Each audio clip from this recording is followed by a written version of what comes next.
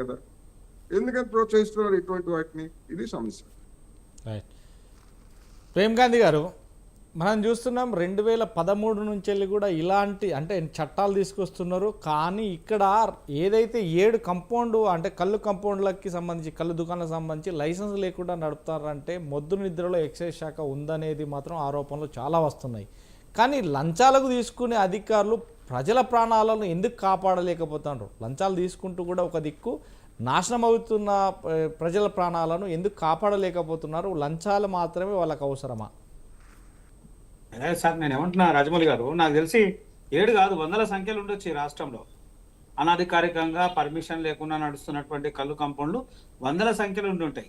Excise శాఖ దీని మీద చాలా సీరియస్ గా పనిచేయాల్సినటువంటి అవసరం ఉంది. వాళ్ళకి ఒకటే లేదు, మాకెంత వస్తుంది, మేము ఎంత తీసుకుంటున్నాము, ఎంత డబ్బులు వస్తున్నాయి, ఎన్ని కలెక్షన్ వస్తున్నాయో తప్ప ఇంకెక్కడ కూడా వాళ్ళు పూర్తి స్థాయి విచారణ చేస్తారు.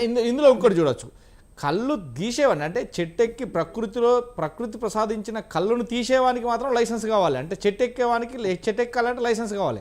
కానీ తీసుకొచ్చిన తర్వాత ఆ కళ్ళు నమ్మేవానికి లైసెన్స్ ఎందుకు అవసరం లేదు? అదే ఇక్కడ మళ్ళీ మనకు విడ్డూరమైనటువంటి విషయం ఏంటంటే, ప్రభుత్వం అసలు ఏం ఆలోచిస్తుందో తెలియదు. అసలు ఈ రాష్ట్రంలో ఎన్ని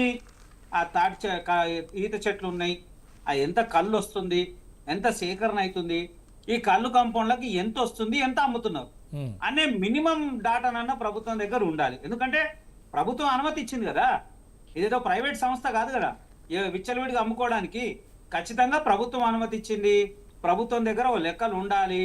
అసలు ఉన్న అవసరమైనటువంటి కళ్ళు ఎక్కడ వస్తుంది, అసలు గ్రామీణ వాతావరణాలు అంటే పర్వాలేదు. కానీ ఇవాళ హైదరాబాద్ నుంచి మీరు 100 కిలోమీటర్లు ఎక్కడ పోయినా కానీ ఈత చెట్లు లేవు, తాటి చెట్లు లేవు. మళ్ళీ కళ్ళు ఏడికైనా వస్తుంది, వీళ్ళు ఏడికైనా అమ్ముతున్నారు.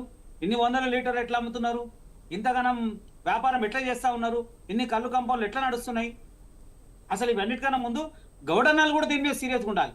వాళ్ళ ప్రతి చోట్ల వాళ్ళ సంఘాలు ఉన్నాయి, వాళ్ళ యొక్క సంస్థలు ఉన్నాయి, వాళ్ళ కళ్ళు మామలకు సంబంధించినటువంటి అనేకమైనటువంటి సంస్థలు ఉన్నాయి. వాళ్ళంతా సీరియస్ తీసుకోవాలి. ఎందుకంటే జరిగేటువంటి సంఘటన వల్ల వాళ్ళ మీద కూడా చాలా నెగిటివ్ ప్రాపగండా జరిగేటువంటి ప్రమాదం కనబడుతుంది కదా. నిజంగా వాళ్ళు కూడా సీరియస్గా ఉండాలి. ఎందుకంటే ఎవరో ఒక్కరు చేస్తున్న దాని మీద అందరి మీద ప్రభావం చూపించేటువంటి అవకాశం ఉంటుంది. ప్రభుత్వం అని మనం ఎన్నిసార్లు ప్రస్తావించినా ఆ ప్రభుత్వం ఎవర్రా అంటే మళ్ళీ ఈ పలానోళ్ళకి ఇచ్చినాము, వాళ్ళకి ఇచ్చినాము, వీళ్ళకి ఇచ్చినాము ఒక సామాజిక వర్గాన్ని బ్లేమ్ చేసేటువంటి ప్రమాదం కూడా సరైనటువంటి పద్ధతి కాదు.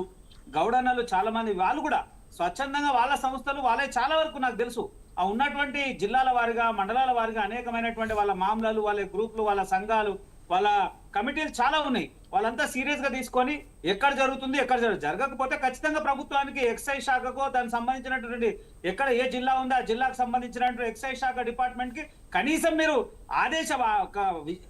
ఏం జరుగుతున్నది అనేటువంటి విషయమని ఇచ్చినా వాళ్ళు సీరియస్ అన్న తీసుకుంటారు కదా. మీరు డైరెక్ట్ చేయలేకపోయినా కానీ జరుగుతున్నటువంటి ఎక్కడైతే కల్తీ కళ్ళు జరుగుతా ఉంది, ఎక్కడైతే పర్మిషన్ లేకున్నటువంటి కళ్ళు కంపౌండ్స్ ఉన్నాయో, ఎక్కడైతే నిర్వహిస్తున్నారో వాళ్ళకి సంబంధించిన వివరాలంతా ప్రభుత్వ అధికారులకో లేదా ఆ సంబంధిత శాఖకో ఎక్సైజ్ డిపార్ట్మెంట్ కో ఇస్తే ఖచ్చితంగా వాళ్ళు సీరియస్ యాక్షన్ తీసుకుంటారుగా. అది కూడా జరుగుతలేదు. నిజంగా చెప్తా ఉన్నాము, ప్రభుత్వం ఒకటే, తెలంగాణ ప్రభుత్వం గతంలో ఉన్నటువంటి 10 సంవత్సరాల బీఆర్ఎస్ ప్రభుత్వం, ఇప్పుడు ఉన్నటువంటి కాంగ్రెస్ ప్రభుత్వం, ఇది ఒక ఆర్థికంగా ఈ శాఖని ఎక్సైజ్ శాఖను ఆర్థికంగా చాలా బలంగా ఉపయోగించుకోవడానికి చాలా నిర్లక్ష్యం. ఎక్కడ ఇది చేయరు. బెల్ట్ షాపులు నడుస్తూ ఉంటాయి, వైన్ షాప్ పక్కనే సిట్టింగ్ రూమ్లు నడుస్తూ ఉంటాయి, ఆ కల్తీ మద్యం కూడా తయారైతా ఉంది, విదేశీ మద్యం బాటిల్స్ వస్తూ ఉంటాయి, పక్క రాష్ట్రాల నుంచి వస్తూ ఉంటాయి, అనేకమైనటువంటి నడుస్తూ ఉంది. ఈ శాఖ పనితీరు చాలా వైఫల్యంగా ఉంది.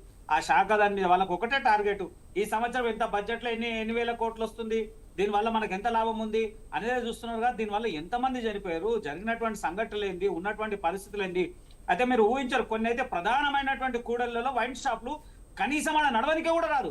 గవర్నమెంట్ స్కూల్స్ ఉంటాయి, స్కూల్ పక్కనే వైన్ షాప్ ఉంటుంది, బస్ స్టాప్ ఉంటుంది, బస్ స్టాప్ పక్కనే వైన్ షాప్ ఉంటుంది, హాస్పిటల్ ఉంటుంది, హాస్పిటల్ పక్కనే వైన్ షాప్ ఉంటుంది, హాస్పిటల్ పక్కనే కళ్ళు కంపౌండ్ ఉంటుంది. ఆ ఆసిఫ్ నగర్ ఏరియాలో నేను పర్టికులర్లీ చెప్తా ఉన్నా, ఏదైతే మేదీపట్నం దగ్గర ఉన్నటువంటి ఆసిఫ్ నగర్ ఏరియాలో కళ్ళు కంపౌండ్ వైన్ షాప్ పక్క పక్కన ఉన్నాయి. ఆడ కనీసము నెలల 4 మర్డర్లు జరిగినాయి. ఒకటే నెలల ఇప్పటి వరకు సంవత్సర కాలంలో 19 మర్డర్లు జరిగినాయి ఆసిఫ్ నగర్ పోలీస్ స్టేషన్ పరిధిలోనే. ఆడ కళ్ళు కంపౌండ్ ఆడనే ఉంటది, వైన్ షాప్ ఆడనే ఉంటది, కొంచెం దూరంలోనే బార్ ఆడనే ఉంటది, ఆడనే బస్ స్టాప్ ఉంటది, ఆడనే కాలనీలు ఉంటాయి. అరే ప్రభుత్వం ఇంత నిర్లక్ష్యం ఏందో. ఒకటే పరిధి నేను చెప్తా ఉన్నా కదా, నేను పర్టికులర్లీ పేరుతో సహా చెప్తా ఉన్నా. దీని మీద ఎక్సైజ్ శాఖ సీరియస్ గా తీసుకోవాల్సిన అవసరం ఉంది. వాళ్ళకు ప్రజల మీద ఏం మాత్రం కొంచెం అంటే కొంచెం కూడా ప్రజలకు చేయాలనేటువంటి ఆలోచన లేదు. మాకు ఎన్ని పైసలు వస్తున్నాయి, ఎన్ని మామూలు వస్తున్నాయి, ఎన్ని పైసలు వస్తున్నాయి, ప్రభుత్వ అధికారులేమో మామూలుగా ఆశపడి ఉంటారు. ప్రభుత్వం ఏమో ఎక్సైజ్ శాఖ నుంచి వీళ్ళకి ఏదైతే కళ్ళు కాంపౌండ్ నుంచి వచ్చేటువంటి ఫీజుల మీద వాళ్ళకి ఆశ తప్ప, ఎక్కడైనా మధ్యతరగతి పేదవాడు బ్రతుకుతున్నాడు, వాని పరిస్థితి ఏంది, వాని చావు బ్రతుకు అంతా మన చేతిలో ఉందనేటువంటి ఆలోచన ప్రభుత్వానికి అస్సలు లేదు. ఇప్పటికైనా ప్రభుత్వం దీని మీద చాలా సీరియస్గా ఉండి, ఈ రాష్ట్రంలో ఎన్ని కళ్ళు కాంపౌండ్లు నడుస్తా ఉన్నాయి, అనధికారికంగా ఎన్ని ఉన్నాయి, అధికారికంగా ఎన్ని నడుస్తా ఉన్నాయి, ఎన్ని చోట్ల కల్తీ జరుగుతా ఉంది, ఆ కల్తీ మద్యానికి ఉండేటువంటి సరుకు ఎట్లా దొరుకుతుంది, ఆ కెమికల్ చాలా ఈజీగా దొరుకుతా ఉన్నాయి. ఆ Yes. కెమికల్ దొరకనప్పుడు కూడా ఆంక్షలు ఉండి, ఆ కెమికల్స్ కి ఆంక్షలు ఉంటే దొరికేటువంటి ప్రమాదం చేయడానికి కష్టమైతుంటది. కానీ చాలా ఈజీగా దొరకడము, అదంతా కూడా వాళ్ళు ఇచ్చేయడము, ప్రజల్ని మధ్యతరగతి పేదవాడిని చంపడానికి ప్రభుత్వము ఇది ఒక ఆయుధంగా వీళ్ళకి ఇచ్చింది. అది ఎంత వరకు సమంజసమో ప్రభుత్వం దీని మీద సీరియస్గా ఉండాలి. కాంగ్రెస్ పార్టీ ఖచ్చితంగా ప్రజల్లో మధ్యతరగతి పేదవాళ్ళ మీద ఇది ఒక విచిత్రమైనటువంటి విచిత్రమైనటువంటి అపోహ పెడతా ఉంది. విచిత్రంగా వాళ్ళని సర్వనాశనం చేసేటువంటి కుట్ర చేస్తా ఉంది. రైట్.